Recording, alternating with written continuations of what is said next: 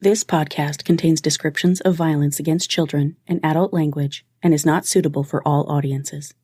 Listener discretion is advised.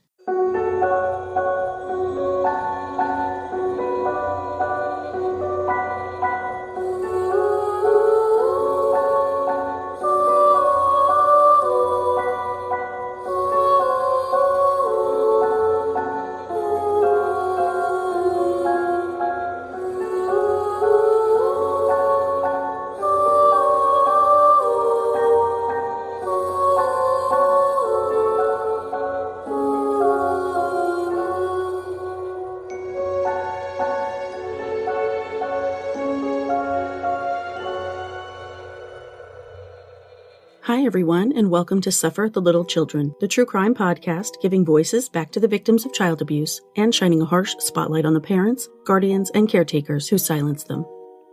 I'm your host, Lane, and this is episode 57, Samiah Downing, Part 2.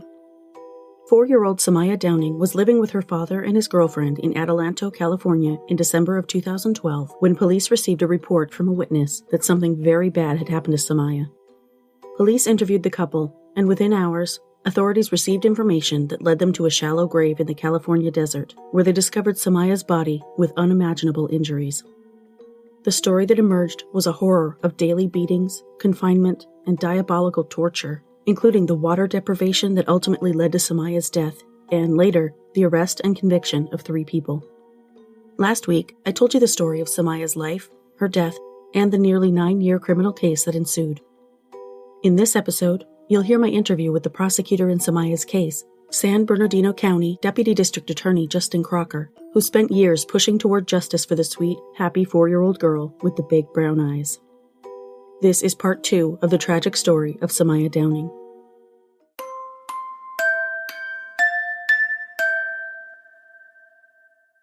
Today on the podcast, I have a very special guest. I'm speaking with Justin Crocker, who is the San Bernardino County, California Deputy District Attorney and the lead prosecutor on Samiah's case. Thank you so much for joining me. I really appreciate it. Thanks for having me, and thanks for telling Samiah's stories and so many other stories. It's extremely important that people get to know Samiah and also that these stories are told so that hopefully it doesn't happen again to poor children like Samiah. Right. I think the awareness is so important because then we'll learn what to watch for. I definitely wasn't as aware of what certain symptoms and signs were before I started doing this. So it's been an eye-opener, that's for sure.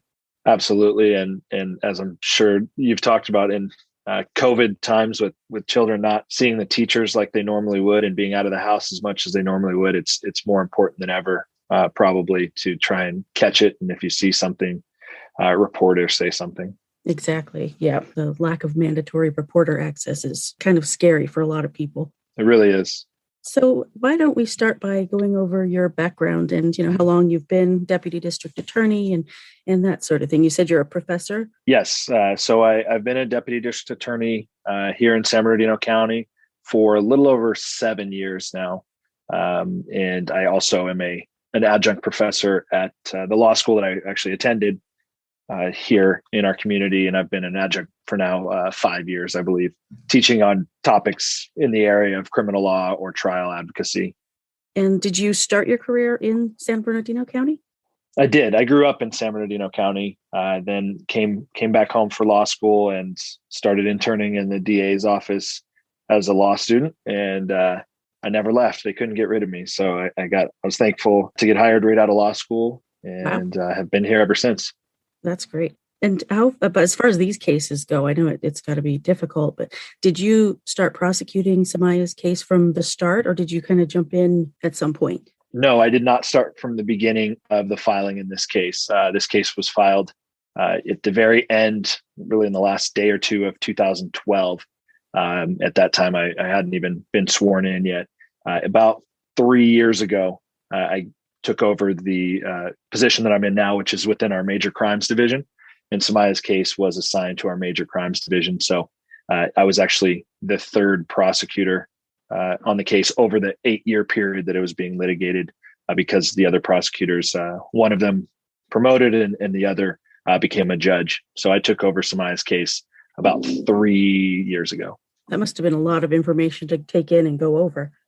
It is. Yeah, there was, I took over several cases, but Samiah stuck out from the very beginning. Her picture was on the inside of the case file, and you open up all the case files and look at the new cases you're inheriting, and Samiah's face from that very moment was ingrained in my mind. And this case, because of that and everything she went through, had a special place, obviously. Yeah, I'm sure. Sure. Those big brown eyes. I mean, once you take a look at those, you're not going to forget them. Never. So have you prosecuted murder cases prior to this one? I have. So Okay. I've prosecuted really only homicide cases the last about 3.5 years of my career. So it's these days it's pretty much only murder cases in this particular division that I'm assigned to. Wow, that's got to be rough. That's a pretty dark area to be in, but the justice end of it must be just so rewarding, when you do get a conviction. Absolutely. There's no shortage of motivation to work hard to get the result we want in each case because of the horrific facts that come out about each case and each victim. Obviously, Samiah is as bad and tragic as you can get. Yeah, for sure. And as far as the public hearing a lot of details, your office must just hear so many more that you don't even go into. Absolutely. Yeah. Unfortunately, it's all too common. And so these cases, come in on a somewhat routine basis, unfortunately. Maybe not the same degree that Samiah went through. Hopefully those are more rare, but unfortunately these cases come into our office too often, and we have to review them and do the best we can to get what justice we can. Well, I appreciate the work you put in on this one. It definitely has been a long haul. And Thank you very much. When you first took over the case, what were your initial impressions about it? Well, the first thing is just the horrific nature of the facts. As I said, the first impression is Samiah's beautiful face, because, like I said, the picture that the office put out with the press release, her preschool picture, was right on the inside cover. So thankfully, the first impression was just a beautiful little girl. And then as you start to go through the file and learn what happened to her, see the evidence, and break it down, then the details that you're covering become the focus of everything you're thinking about in this case, and how to make sure that her story is told so that we can get the result we want in this case. When you learned about the 3 defendants, what did you think of them and their participation in it? Well, what I'll say is that I was extremely motivated to make sure that convictions were, I did everything I could to make sure, again, that the story came out so that I could obtain convictions. Rayshawn Stanch had already received his plea agreement from a prior prosecutor on the case. And so when I inherited the case, Bianca Stanch and Ronald Greer were left to be prosecuted. And Rayshawn Stanch had now agreed to cooperate and testify. So my focus was those 2 defendants, and I was motivated, I guess is the way I'll put it, to make sure that convictions were obtained. As you've said, the case kind of dragged on for over 8 years, despite the objections of your office. And I know we talked a little bit about this offline, but was that, do you think, a tactic on the part of the defendants, particularly Ronald, who had so many different attorneys? It was hard to follow that path. Yeah, I can't speculate on the particular attorneys in this case or Ronald Greer's thoughts, but I will say that delaying the trial from happening and from starting can be a defense tactic. I guess that's all I can say is it can be. The details of how it went, year by year for 8 years before it made it to trial. The prosecution was ready for several of those years, and defense was not. So beyond that, I wouldn't speculate. But obviously, as a prosecutor, you want to present the evidence as well as you can. And the more time that goes by, memory fades, and the evidence certainly doesn't become stronger over time. So you're always doing your best to try and get the case to trial as soon as possible, while also making sure that the defendants have attorneys that are ready so that they can be adequately represented. Sure. You want to try to avoid at least that part of the appeal process. Ineffective assistance of counsel is a common grounds for an appeal. And yeah, definitely you don't want, first you want the defendant to make sure that they have their constitutional rights upheld. Obviously the role of the prosecutor is to make sure that occurs as well. But beyond that, you want to protect your convictions on appeal. And yeah, ineffective assistance of counsel is a claim that defendants can and often do make to try and get convictions overturned. So we want to make sure we do everything we can on the front end to avoid that on the back end. Can you talk about what the defendants told the police to begin with that led them to find Samiah out there in the desert? Sure. So what happened is that Rayshawn Stanch, a couple days after Samiah's murder, moved out. So he was living with Ronald Greer and Bianca Stanch pretty much throughout December of 2012. Samiah was killed, we believe, the night of December 15th, 2012. Definitely around there, but Rayshawn seems to remember, and the dates seem to line up with late that night on December 15th. He moved out a couple days after that, and about a week and a half, actually about 10 or 11 days later, on the 26th of December, he finally cracked. He was the first person, it appears, of the three that cracked and told somebody. And he told his sister and her then boyfriend. So the boyfriend, hearing that, the boyfriend of Rayshawn's sister, immediately called 911 to report what Rayshawn had just told him. So that's when law enforcement became involved. Rayshawn's initial statements to the police, and this came out at trial, were somewhat inconsistent at first. And then finally, by the second or third interview, he indicated that Samiah had been murdered and that she had been buried in the desert. At that time, Ronald Greer was taken into custody, and just the next day, Bianca Stanch was taken into custody. Ronald Greer's initial statements were that Samiah was with her grandfather and safe, with another family member and safe. He also had a version where he indicated that she was with a friend of his that he met on Instagram or social media, and that Samiah was safe. Eventually, after hours and hours of interviews with some phenomenal detectives, he admitted her death.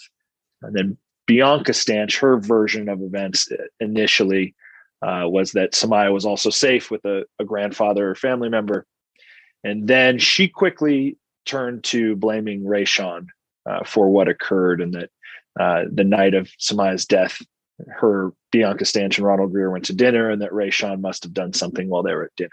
So that was kind of their initial statements to law enforcement. And then the detectives put Ronald Greer and Bianca Stanch in the same room, and the story kind of evolved. Oh, interesting. Okay. So they didn't know at the time that she had died from dehydration ultimately, and that would certainly point to unfortunately, a longer death and time frame. Correct. And especially if seeing the pictures of Samiah's body after she was exhumed, her body was exhumed, there's so many injuries to her body that anyone would think that the injuries to her body must have been the cause of her death. So it's very likely that the defendants also believed that. Certainly, you'd have to think they thought it played a part in that. The dehydration is something that had to be shown and seen through expert eyes when the pathologist performed the autopsy to find out that, in fact, it was the dehydration, not those injuries, that ultimately caused Samiah's death. Did the experts testify at all about how long they had forced her to go without water?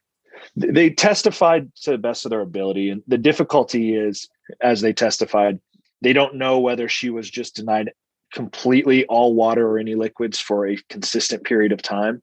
And if so, that could have been, as little as 24 to 48 hours, or if she was just given too little an amount for a more extended period of time. So we don't know if it was just purely not a single drop of water for a 24 to 48 hour period, or perhaps a longer period of days where she was just being given, or somehow she was finding her way to little sips. Based on the facts, it honestly could have been both or some combination thereof.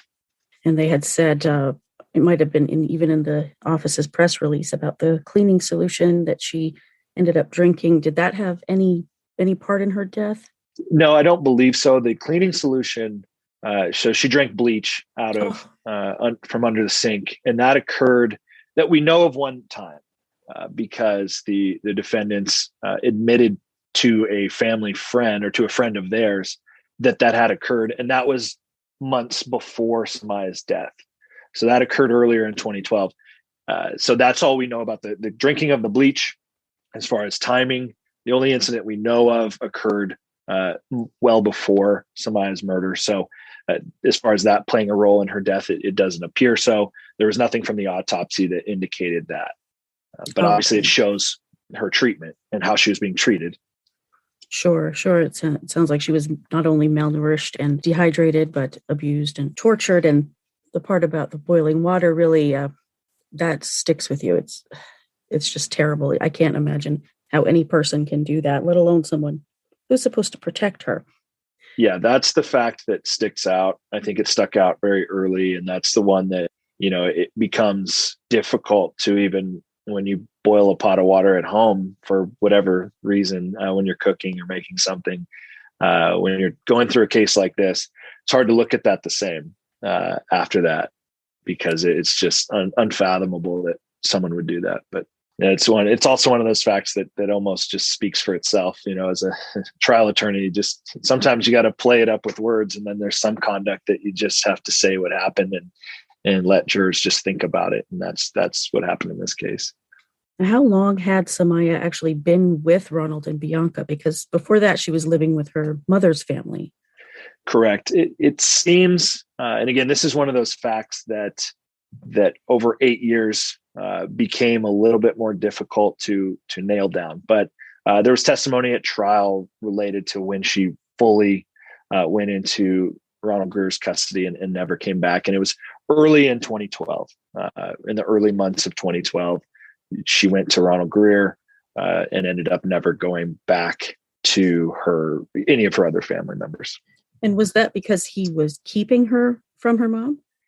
No, the evidence at trial seems to suggest that he wasn't necessarily hiding her at the beginning, that it just seemed like he was in a better position perhaps at that time to keep her. And the family had no reason to believe that she was unsafe. There was nothing that, Mr. Greer had indicated to them that he had never indicated he didn't want her there.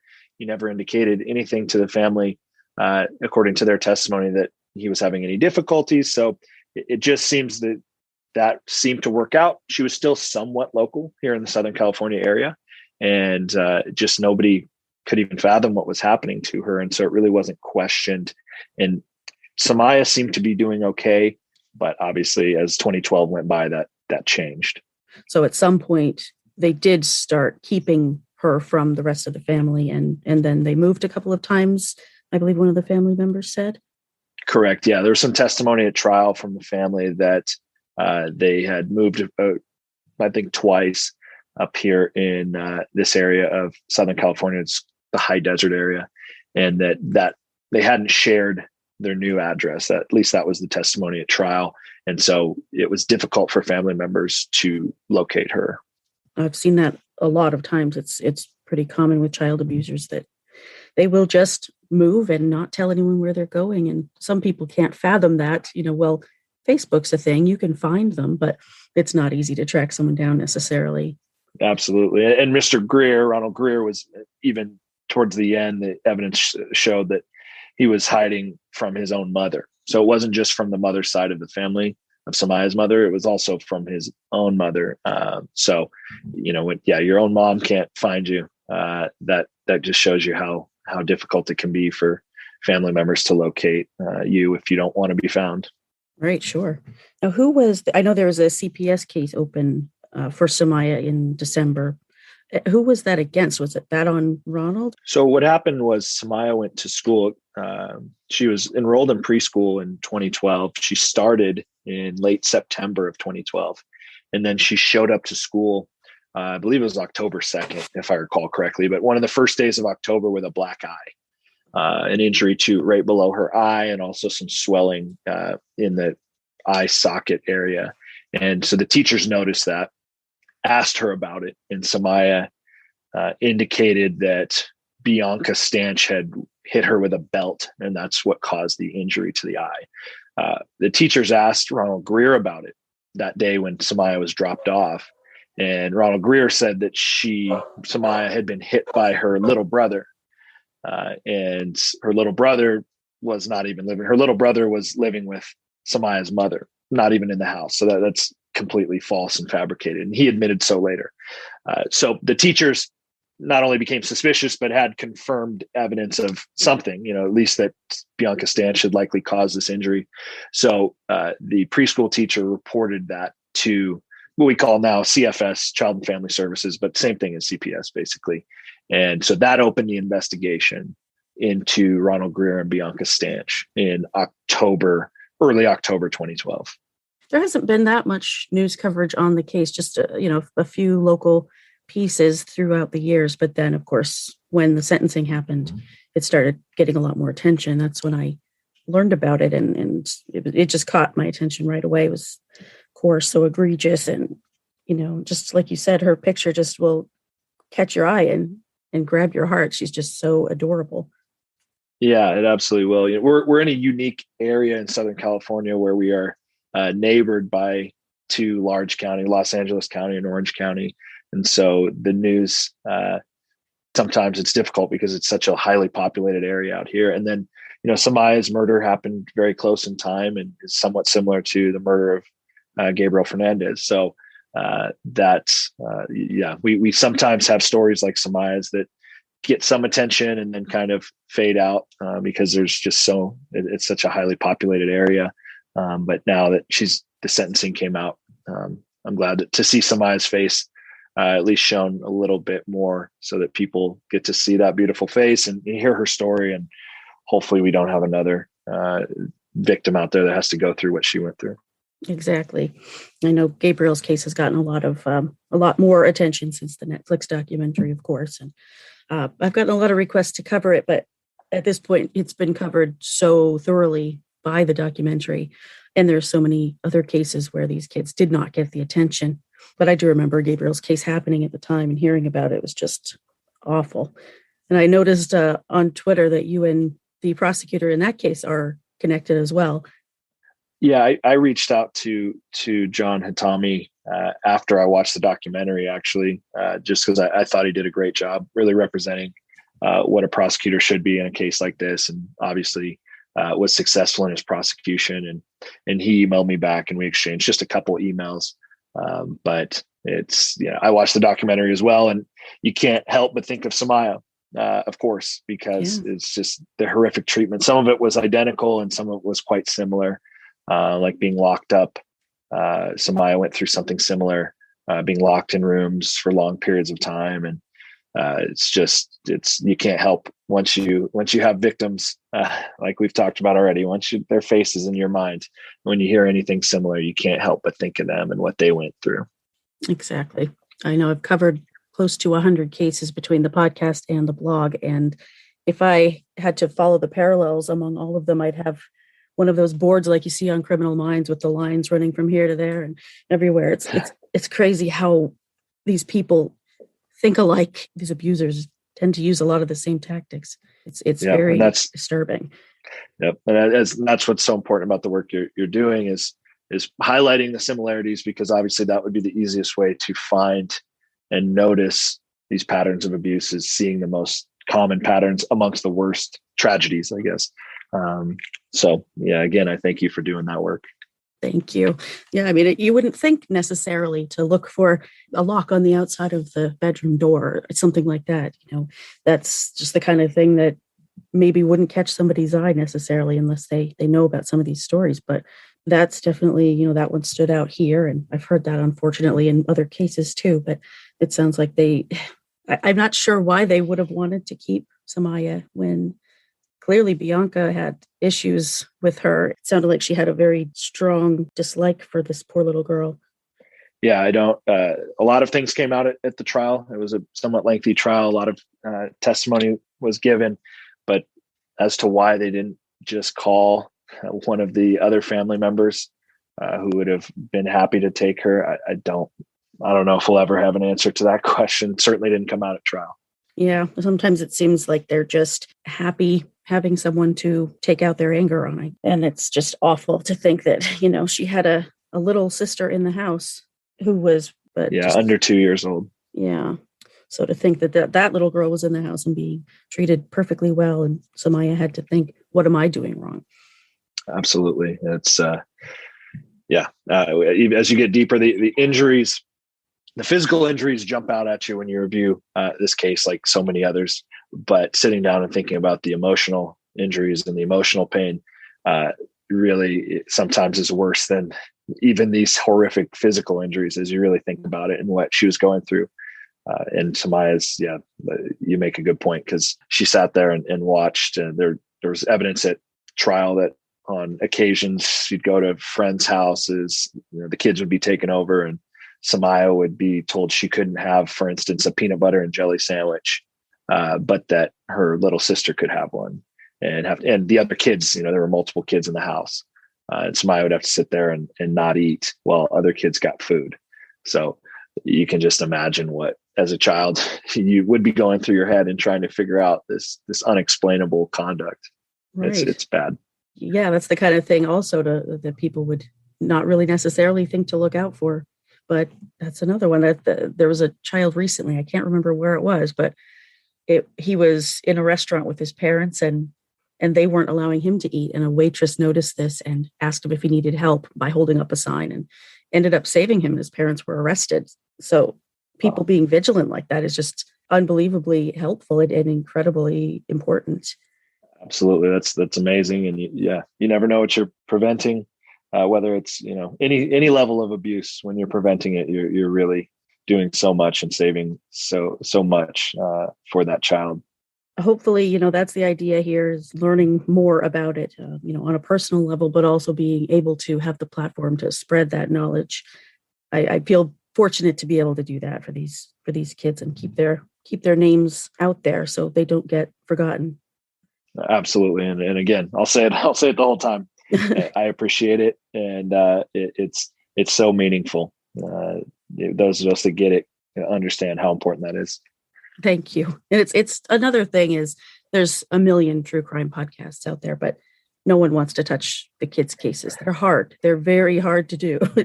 So I understand that completely, because I have immersed myself in it. It's very tough on a person, especially someone with a lot of empathy, but it's so important. Like I said, they were innocent. They had nothing to do with what happened to them. And these people just took advantage of them in every possible way. And it's a shame all around. Yeah, it really is. And it carries an extra toll. And, on my side, I don't deal exclusively with child cases. In fact, it's rare amongst my whole caseload to have it, but there are detectives, law enforcement officers, and prosecutors who exclusively work on these cases, and they are the absolute best of the best. And the emotional toll that takes on them, I think they understand, but they know the work is worth it and it needs to be done. So my hat's is always off to them, because it's different when you try these cases or work with these cases or look into these cases and have to then just go out into the world and see a child or see what should be a normal situation, but you are vigilant, or you're thinking of, what you have reviewed or what you're working on. And it definitely changes your outlook on life. So again, my hat's off to the law enforcement officers and prosecutors that work with these every day, because it's not easy. And I know that. Oh, definitely. They're the heroes. That's for sure. I mean, it can't be easy for them, but there's been a lot of cases that I've talked about where there were law enforcement or prosecutors that I've started little fan clubs in my mind for. They're just so incredible. They just go through every detail and make sure that every I is dotted, every T is crossed, and they don't want any room for error. These people can't just walk free. It happens too often already. So yeah, that's a tough job, but thank goodness they're doing it. Now, can you talk at all about what Samiah's injuries included, as far as what was visible or what they might have been trying to hide?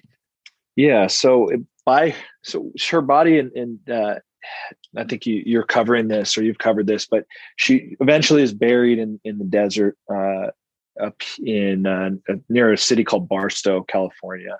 And thankfully, because it's December, It was pretty cold out in the desert at that time. So it preserved her body very well, even though she was left out there for a period of at least 11 days, more likely about 12 days. And so the thankful part of that for us trying to prosecute these crimes and figure out what happened is that it preserved her body. And once her body was exhumed and the autopsy was performed, what you see and found were injuries literally from her ankles all the way to the top of her head. And the injuries included signs of beating marks, the U shape that I'm sure you've encountered in child abuse cases as you've reviewed them. These U-shaped marks, which are consistent with using some sort of cord and kind of putting, two pieces of it and hitting it. It creates that U shape. So Samiah had several of those throughout her body, again, from her ankles really all the way up to the top of her head.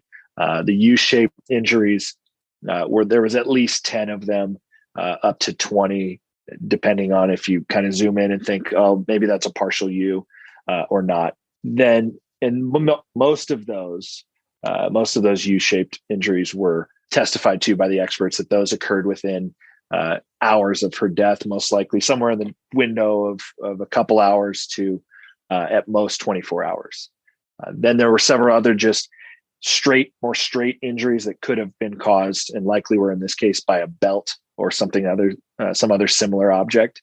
And most of those, again, were fresh. So within 24 hours of her death, those were front and back, both on her chest, her legs, her thighs had several of those injuries.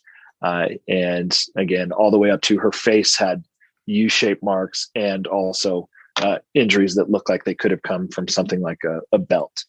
Then her forehead had a pretty severe injury to it, blunt force injury to it, split the skin. It didn't fracture her skull, but it was significant.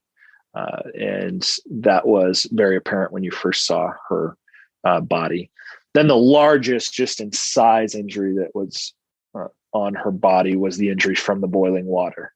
So her back, unfortunately, the top of her shoulders had very clear and obvious signs of having a boiling liquid, or at least hot enough to rip the flesh, unfortunately, poured on her, and what were referred to as slippage of the skin.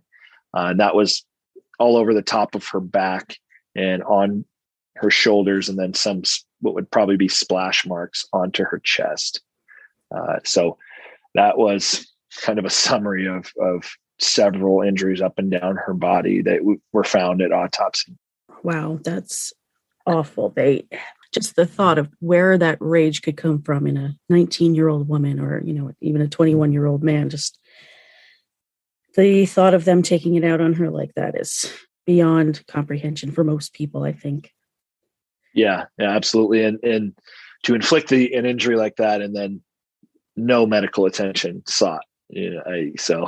Right. I agree with your assessment of doing that just in the first place, but then obviously she was not, well, it shouldn't be obvious, but the facts indicate and show that clearly they did not seek any medical attention. She was not taken to a doctor or hospital, urgent care, anything like that. So she just had to sit and suffer as her body tried to work through that injury and all the injuries.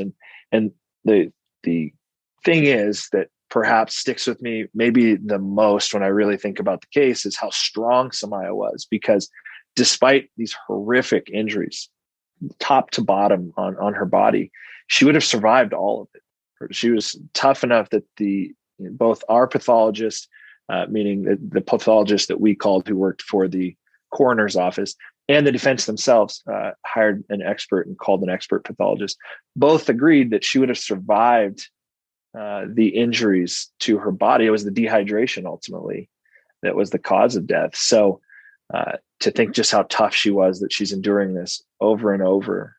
And it's not, had she just been given some water, she would have likely survived it. It's tough to think about, but just you can get an idea of just how strong Samiah was. Right. Yeah, that definitely makes it very hard to think about. And I just feel so much for her mother and the rest of the family. It's got to be on their mind 24 hours a day. Have you spoken to them since the sentencing at all?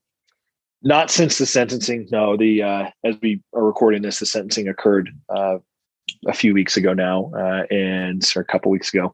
They were present, of course, and we spoke at the end of that. And that's the last time that I've talked to them as of now. Then I'm sure they were very relieved, at least that part of it is over. Yeah, they were. Relief is probably the best word from just my observing them and knowing them for the 3 years that I've been on the case. And, it's a long process. We talked a little bit before we started recording about just sitting and waiting and how difficult that can be on the victim's family and everybody involved. And certainly this 8-year process has been excruciating for them. Yeah. So I know they were relieved. Yeah. It is definitely one of the longer ones that I've heard of. It's yeah. That's why I wondered about the musical attorneys game that they might have been playing. It did seem like that was somewhat, at the very least, somewhat intentional, but at least it is, like you said, it's over at this point for them now. All they have to go through is Rayshawn sentencing on April 23rd, I think it is. Yes, I believe that's correct. Yeah, and that's when COVID hit, the concern was obviously jury trials ceased, just like basically everything else. But our concern was this another reason for delay. But thankfully, we were able to push strongly to argue that this was the case. If any case should get priority to get out once jury trials resumed with social distancing and masks and different things, that this should be on the top of the pile because of the seriousness of the case and the age of the case. And thankfully, the office I work for pushed hard for that. And the judges pushed us to the top of the pile, and we were able to get the trial out in 2020 so that we didn't get to year 9 and make it even worse. Right. That is great. Yeah. The trial went from, what was it, July of 2020 through October? Yes. The last couple of days of July, we got assigned a courtroom and kind of got the ball rolling. And then the verdict came at the beginning of October. It was, I think I counted 30 full days of testimony and evidence, and that's a lot of work. It was. We were actually, I think, somewhat fortunate as far as COVID quarantining. We only had a 2-week break in there while one of the defendants was quarantined. So it was a lot, but it could have been worse. And we were obviously concerned that some sort of COVID outbreak, and obviously we wanted everyone to be safe, could really derail it. Even on day 29, the later we got, the harder it was to imagine if we got halted, but we got through it and thankfully got to a verdict. Yeah, that's awesome. Now, can you talk at all about what Ronald testified to at trial and how much he claimed to know or didn't? Sure. Ronald Greer chose to take the stand. He testified essentially that he had developed a drug habit, a severe drug habit in that late portion of 2012, and that he was regularly using cocaine, marijuana, and I believe he testified also he was drinking alcohol daily, and that he wasn't present, that he was not aware of any abuse, and that essentially he knew nothing about her condition. As far as the deprivation of water, his testimony was only that at a certain time each day, he would stop her being Samiah, from drinking water in an effort to stop her from wetting the bed at night.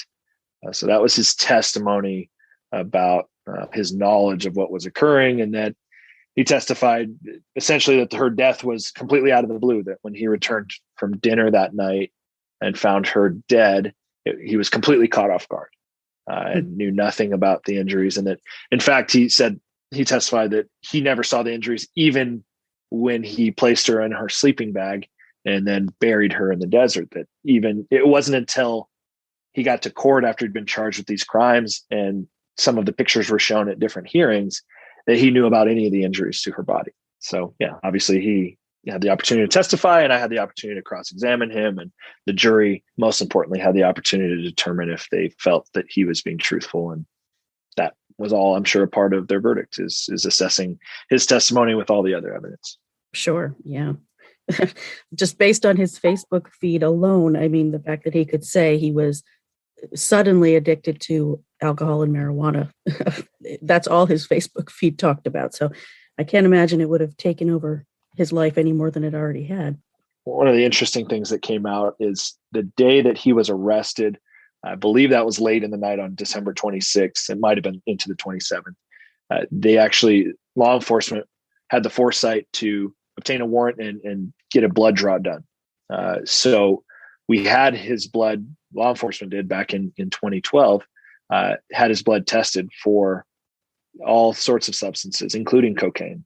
And the active ingredient that one would expect to find for the type of use that Ronald Greer testified to at trial, how much cocaine he said he was using and how often, an expert testified in our rebuttal case that you'd expect to find the active ingredient in testing his blood, and it came back negative for that. So again, the jury got to see that and hear all of that evidence in determining whether they believed his testimony.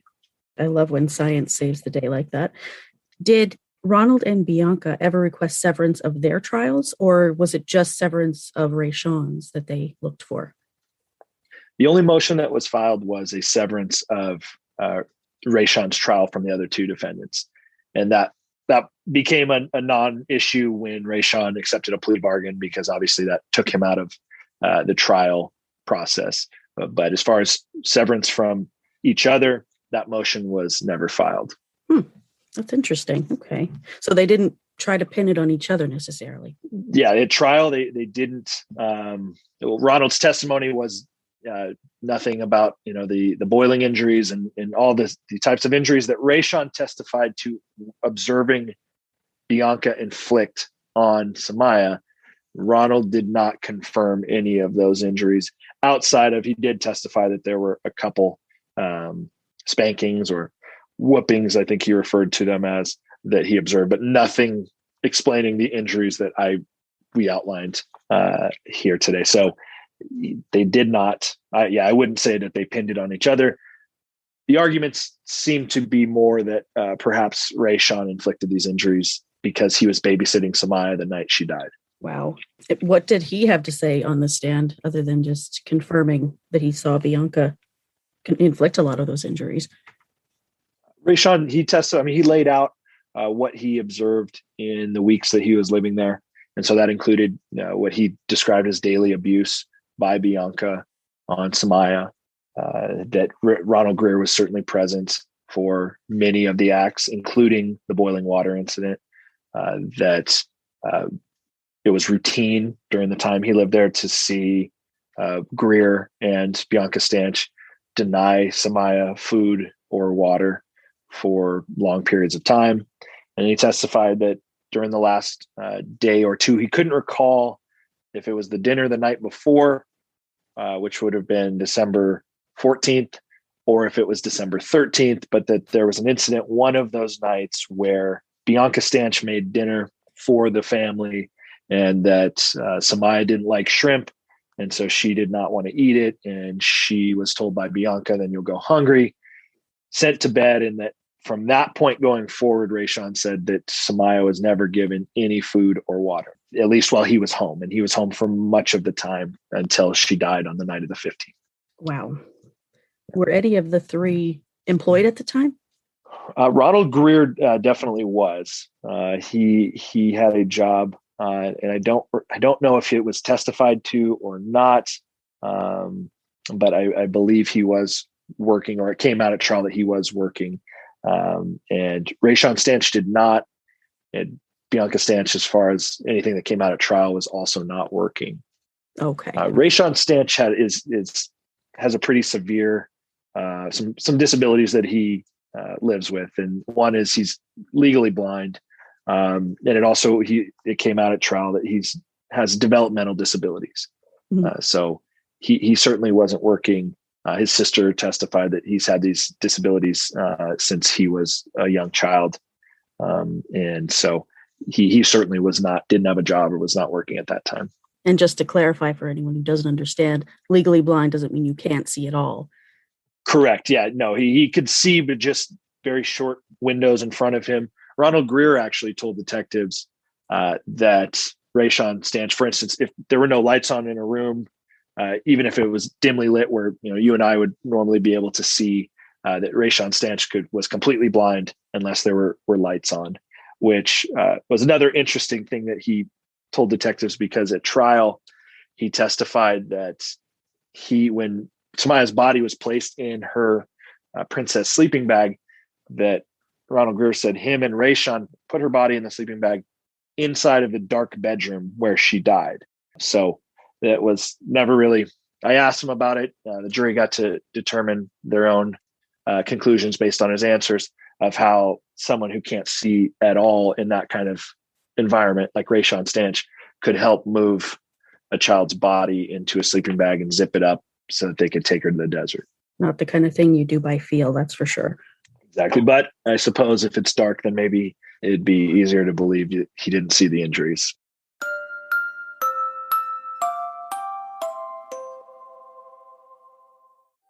With all the video conferencing and virtual meetings going on these days, we all want to look our best. If you're like me, you're probably confused by all the different methods of teeth whitening on the market. Now that I'm partnering with Smile Brilliant, I've learned a few things that you might find helpful about home teeth whitening methods. For example, LED lights are a novelty item. Whitening strips neglect the gum lines, crevices, and molars. Charcoal is abrasive and wears down your enamel. And whitening toothpaste only works on surface stains. So if none of these miracle products really works, what does? The number one product recommended by dentists is the custom-fitted tray, which usually costs an arm and a leg because they require a dentist to make them by hand using a model of your teeth. With Smile Brilliant's Lab Direct process, you can get custom-fitted teeth whitening trays at a fraction of the price without a single visit to the dentist. Using an exact model of your teeth, Smile Brilliant's lab technicians will handcraft your trays to give you the best possible whitening results. All you have to do is visit smilebrilliant.com, and when you order their system, make sure you use the coupon code CHILDREN at checkout for 30% off. When you receive the package from Smile Brilliant, it's really simple. You just make your dental impressions at home and return them using the prepaid envelope they provide you. In a matter of 1 week, Smile Brilliant will have your trays back in the mail. Using my coupon code, CHILDREN, means you're supporting me while saving a huge amount of money. So check out smilebrilliant.com today.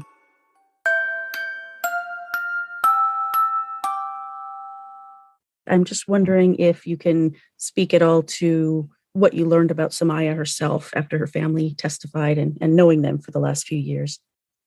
Yeah, absolutely. What you learn is that it was a happy and healthy little girl. She was referred to by family as a little peanut, and she was just a sweetheart. At sentencing, we had the opportunity to show some photographs and videos that weren't relevant and we weren't able to show to the jury. And that included some home videos from Chuck E. Cheese, some birthday parties, and some holidays. And what you see there is just a completely happy and normal little girl. And as I talked about before, this is the strength that she had to go through what she went through is incredible. To go through everything that she had every day, and for her body, again, to take all these injuries and was still recovering and moving forward. It was just, she needed some water. It's all she needed from her dad and her, dad's girlfriend.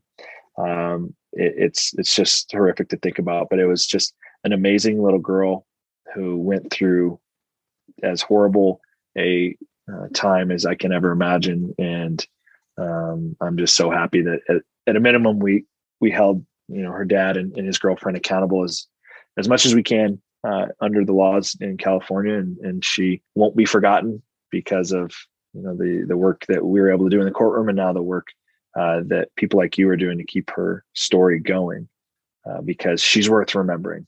That much I can say with as certain as I can say anything else in life, is that Samiah is worth remembering. Absolutely. Yeah, she didn't get much of a chance to tell her own story, so now we'll tell it for her. Absolutely. What do you think the likelihood is that Bianca or Ronald will ever get parole?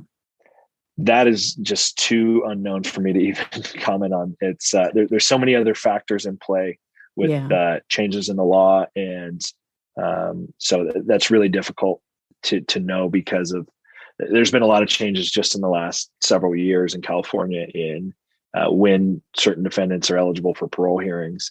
And so those can remain in place, those can change.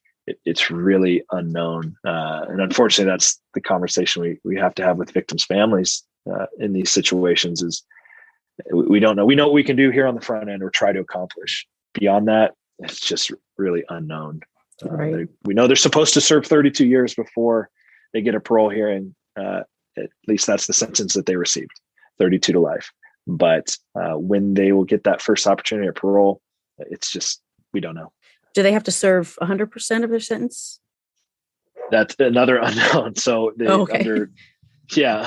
under the way the law was written or has been written, yes. But there have been changes in the law that allow for changing the sentencing credits that are received at the prison. And so that can apply to them, and it might. And then there's other changes in the law that also kind of come in to play that could allow for them to, at least try to get a parole hearing before that time. So it's all just unknown. It really is to me and to all of us working on this side of things is we don't know what's the law going to be next year, what's going to be the year after. And we just kind of sit back, watch and again, do what we can here on the front end. Yeah, it's so hard not to know, but hopefully the family will be able to find some peace at the very least that they're behind bars for now. Yeah, I sure hope so. They definitely deserve to be able to move on and keep Samiah's memory alive without having to think about those awful people while they think about her. Yeah, that's all I guess that they can have at this point. But while they focus on just what an amazing little girl she was. She really was. Yeah, she really sounded like a sweetheart. Thank you so much for all your hard work in getting those convictions. That's so important. And I'm sure the family is extremely grateful. Oh, absolutely. As I tell families, it's an honor. Someone has to do this work and it's important work. And it's an honor that I had the opportunity to tell Samiah's story. And that's the way I look at it. And I'm just happy that we got the result that we wanted. So thank you for saying that. Yes, absolutely. Well, thank you again. And I really appreciate you coming on and talking about Samiah and telling us, not only what she went through, but what kind of a person she was, because they're little, but they're still people and they need to be remembered for that. Absolutely. And you're welcome. Thank you for having me.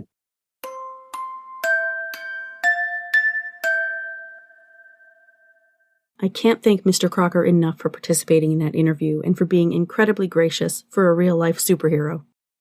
It was an honor to speak with him for this episode. That's it for this week. There won't be an episode next week, but I'll be back the following Wednesday, April 21st. Join me then for another case.